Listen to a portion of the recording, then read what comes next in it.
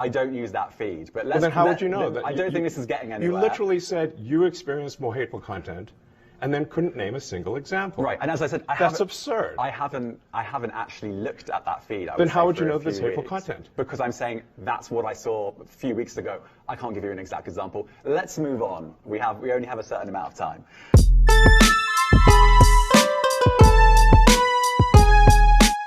Do you think you prioritize freedom of speech over misinformation and hate speech? Well, you know, who's to say that something is misinformation? Who's the arbiter of that? Is it the BBC? You're literally asking me? Yes. Well, no, you are the arbiter on Twitter, because you own Twitter. Yes, I'm saying, who is to say that one person's misinformation is another person's information? The point at which you say that there is, this is misinformation, like, who is going to decide that? But you accept that misinformation can be dangerous, that it can cause real-world harms, that it can potentially cause... Yes, and the point I'm trying to make is that the BBC itself has, at times, published things that are false. Do you agree that that has occurred? I'm quite sure the BBC have said things before that turn out to not be true. Correct. In its, whatever it is, 100-year history, I'm quite sure. Yes. Even if you aspire to be accurate, there are times when you will not be. Right, but I think in the grand scheme of things, the BBC does aspire to be accurate. But you accept there has to be a line in terms of hate speech. I mean, you're not looking at total 100% unrestricted speech. Well, I mean, I generally am of the opinion that if the people of a given country are against a certain type of speech, they should talk to their elected representatives and pass a law to prevent it. So, for example, you cannot advocate murdering someone. That's illegal in the United States, and everywhere, really, I suspect. So there are limits to speech. I mean, I guess taking your argument to a logical conclusion then, do you accept that there's more misinformation on the platform if it's not being policed in the same way? I actually think there's less these days because we've eliminated so many of the bots which were pushing scams and spam. And previous management turned a blind eye to the bots because their bonuses were tied to user growth. And if your compensation is tied to user growth, well, you're not going to look too closely at some of the users.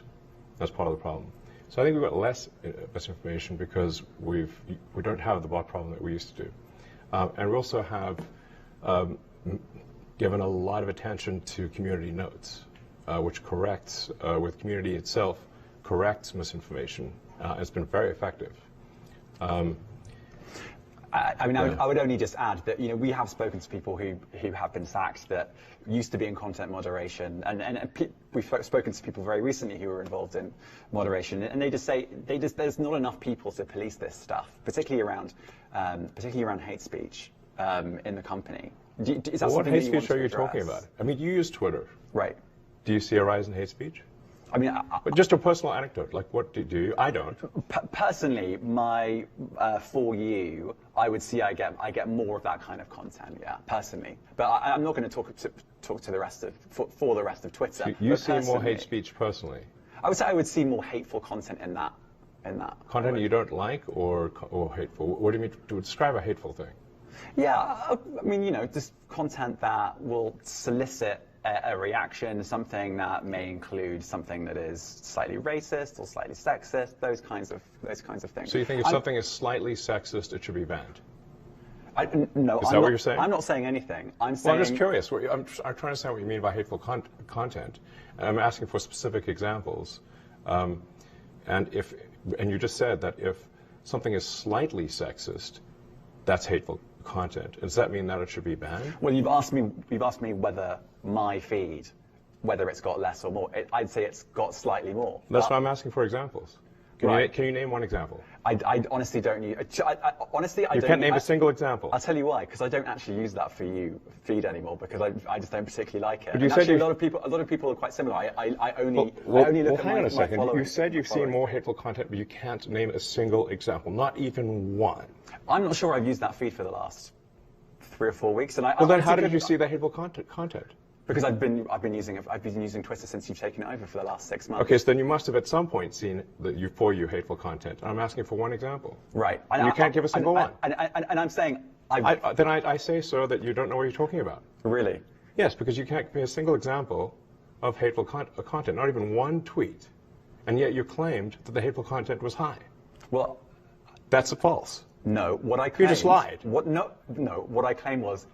there are many organizations that say that that kind of information is on the rise. Now, whether it has on my feed or not, I mean, right, and literally you can look at something one. Like the Strategic Dialogue Institute in the UK. They will say that. So look, people will say all sorts of nonsense. I'm literally asking for a single example, and you can't name one. Right, and as I've already said, I don't use that feed. But then how would you know that? I don't think this is getting anywhere. You literally said you experienced more hateful content, and then couldn't name a single example. Right, and as I said, that's absurd. I haven't actually looked at that feed. Then how would you know this hateful content? Because I'm saying that's what I saw a few weeks ago. I can't give you an exact example. Let's move on. We only have a certain amount of time. Wow. COVID misinformation. You changed the COVID misinformation Has rules. BBC changed its COVID misinformation? The BBC does not set the rules on Twitter, so I'm asking you. No, I'm talking about the BBC's misinformation about COVID. I'm literally asking you about, you changed the labels, the COVID misinformation labels. There used to be a policy, it then disappeared. Why do that? Well, COVID is no longer an issue. Does the BBC hold itself at all responsible for misinformation regarding masking and side effects of vaccinations? And not reporting on that at all? And what about the fact that the BBC was put under pressure by the British government to change its editorial policy? Are you aware of that? This is not an interview about the BBC. Oh, you thought it wasn't?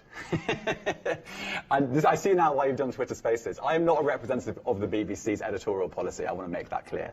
Let's talk about something else. If you want to talk about the BBC, you too. All right, let's talk about something else. You weren't expecting that. Let's talk about something else.